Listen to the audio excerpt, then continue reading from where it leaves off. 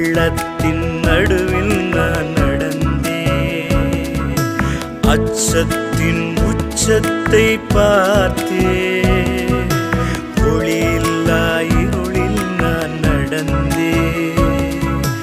இயேசுவில்ல வாழ்வை நான் வெறுத்தேன்.